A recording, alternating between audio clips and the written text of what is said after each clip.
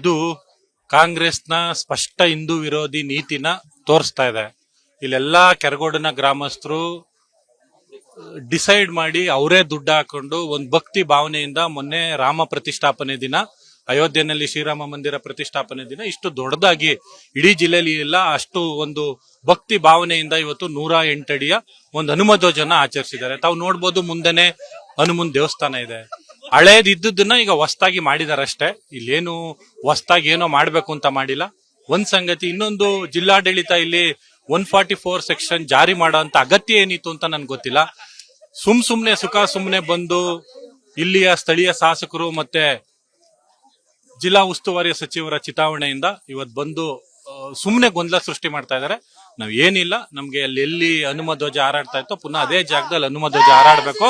ಅಲ್ಲಿ ತನಕ ನಾವು ಯಾವುದೇ ಕಾರಣಕ್ಕೂ ಇಲ್ಲಿಂದ ಕದಲೋದಿಲ್ಲ. ಇದು ಕಾನೂನು ಬಾಹಿರವಾಗಿದೆ, ಹೀಗಾಗಿ ಅನುಮತಿ ಇಲ್ಲಿಗಲ್ ಆಗಿ ತಗೊಂಡಿದ್ದಾರೆ ಅಂತಕ್ಕಂಥದ್ದು ಹೇಳ್ತಾ ಇದ್ದಾರೆ. ಖಂಡಿತ ಇಲ್ಲ.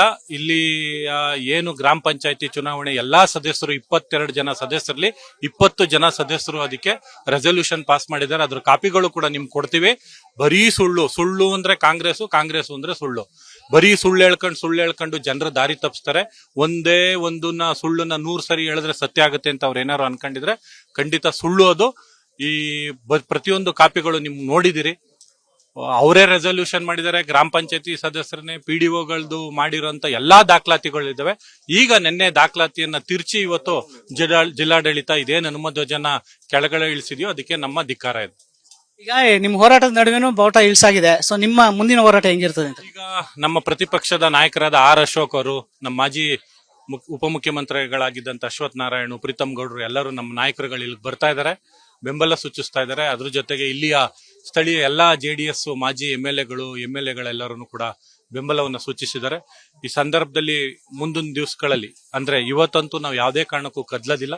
ನಾಳೆ ಬೆಳಿಗ್ಗೆ 7 ಗಂಟೆಗೆ ಕೆರಗೋಡಿಂದ DC ಕಚೇರಿಯ ತನಕ ನಾವು ಪಾದಯಾತ್ರೆ ಮಾಡೋದಕ್ಕೆ ಅಂದ್ಬಿಟ್ಟು ಎಲ್ಲರೂ ನಿರ್ಧಾರ ಮಾಡಿದೀವಿ.